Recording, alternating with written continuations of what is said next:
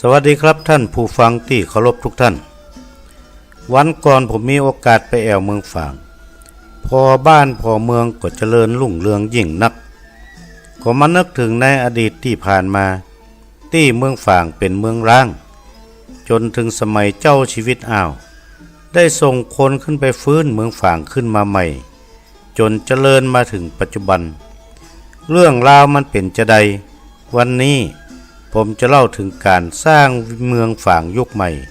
ให้ท่านฟัง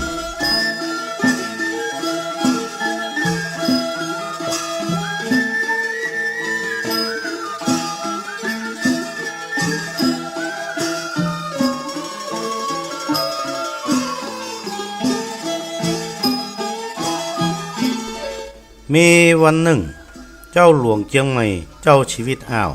ก็พาเจ้านายไปล่าสัตว์ยังเจียงดาวซึ่งมีฟานกับหมูป่ามากนักก็มีเราเจ้านายหลายคนที่ล่าสัตว์ยังเมืองฝางได้นำงาจ้างเขาหนังจิ้นฟานหมูป่ากับพระสิงห์หนึ่งหลายองค์ยิ่งนักนำมาถวายเจ้าชีวิตอ้าวก็ถามมันว่าเอามาจากไหนเขาก็บอกว่าเอามาจากเมืองเก่าเมืองฝางทำให้เจ้าชีวิตอ้าวสนใจเมืองฝางยิ่งนักเลยให้นักปราชญ์คนหูคนลวกมาเล่าให้ฟัง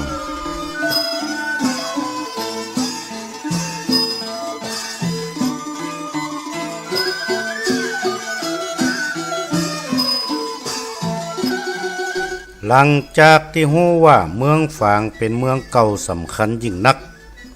ก็จึงตั้งพญาสุริโยยศกับผู้ช่วยขึ้นไปปกครองสร้างบ้านแปลงเมืองแห่งใหม่ปรากฏว่าในครั้งนั้นมีเจ้าเมืองเพียง500หลังคาเรือนเต่าอันพญาสุริโยยศปกครองได้10 ปีเจ้าก็ทรงเจ้ามหาวงศ์แม่ริมขึ้นไปปกครองเมืองฝางแทนซึ่งเจ้ามหาวงศ์แม่ริมท่านนี้มีความสามารถในการปกครองสร้างเมืองยิ่งนัก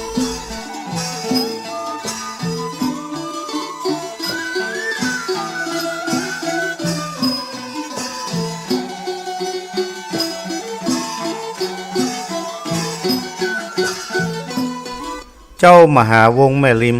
ออกจากเวียงเจียงใหม่พร้อมกับข้าหลวงคนสนิทอันมีพญาพิทักษ์เท้าเสมอใจเท้าธนูกับชาวบ้านแห่ม25 ครัวเฮือนพร้อมกับนิมนต์พระเกศรปรติกะจารย์เป็นเจ้าคณะสงฆ์กับตุเจ้าแห่มหลายตนขบวนจ้างเกณฑ์46 จ้างกับจ้างส่วนตัวแห่ม4 จ้างเป็น50 จ้างเตียวผ่านมาตั้งเมืองเป้าขึ้นไปยังถ้ำตับเต่าแล้วก็ทำพิธีบวงสรวงเสื้อเมืองลักเมืองที่ถ้ำตับเต่าหลังจากเลี้ยงเสร็จแล้วก็ยิงปืนขึ้น1 นัดแล้วก็เดินทางไปยังแม่สูนหลวงต่อไป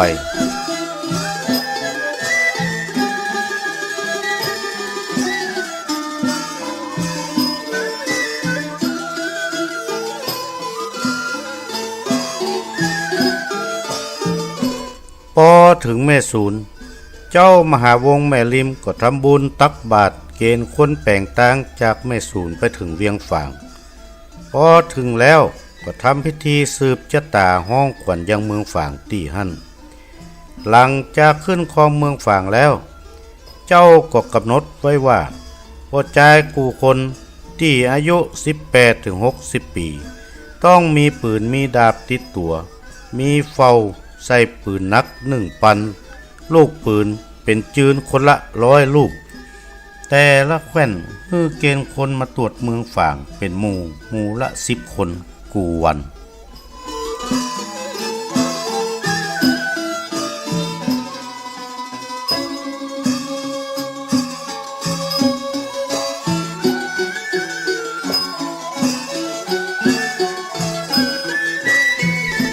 หลังจากนั้นเจ้าก็แปลงประตูคูเมืองมีคนกำปืนยืนเฝ้า เจ้าเมืองก็ปลูกฝ้ายพริกยาสูบเข้าแล้วท่านก็ตั้งบนกลางเวียงฝางอันมีพาย4 บะแก้ว ประกาศให้คนมาเล่นโมขมกกับแขกทำก็มารับจ้างยะนาปลูกพริกยาสูบเจ้าก็เอาจ้างเป็นร้อยเขาย่ำพงป่าแขมอันกว้างใหญ่จนลาบแปลงเมืองเอาน้ำเข้าที่ห้วยงูพื้นที่ให้นาก็เลยกว้างขวางยิ่งนัก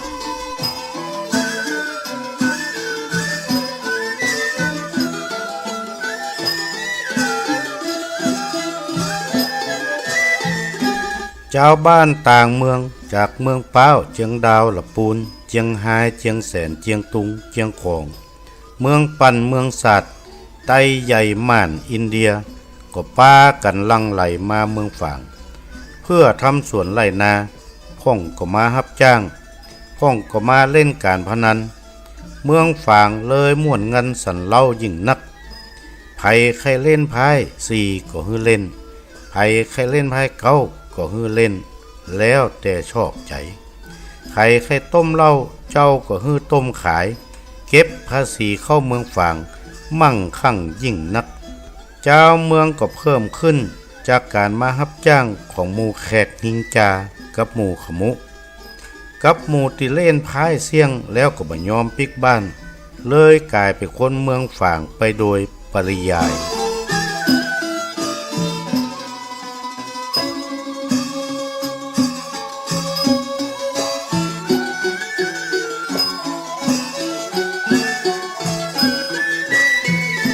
ในบ้านในเมืองฝาง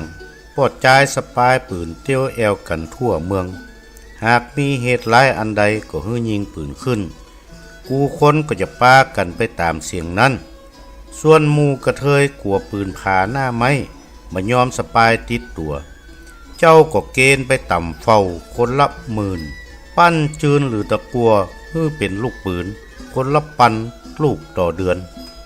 บ้านเมืองก็สงบสุขเจริญขึ้นอย่างรวดเร็วจากมี500ครัวเรือนผ่านไปปีเดียวเพิ่มขึ้นเป็น 3,500 หลังคาเรือน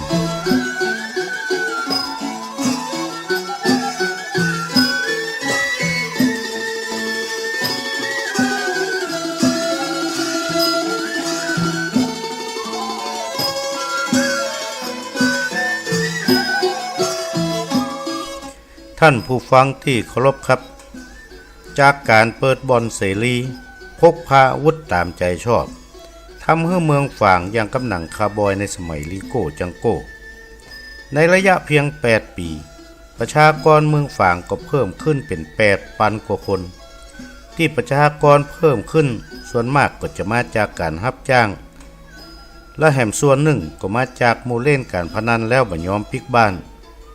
ครับนี่คือเรื่องราวของเมืองฝางในสมัยเจ้าชีวิตอ้าวซึ่งก็เริ่มเจริญรุ่งเรืองมาจนถึงปัจจุบันก่อนจากกันในวันนี้ผมขอฝากคำบักเก่าเอาไว้ว่าเท่าแก่แล้วดักแห้วบ่หมานหัวงอกซุ่มซานยะการบ่ได้วันนี้ผมนานวาดขอวาดวางลงเต้าอี้เต้านี้แลสวัสดีครับ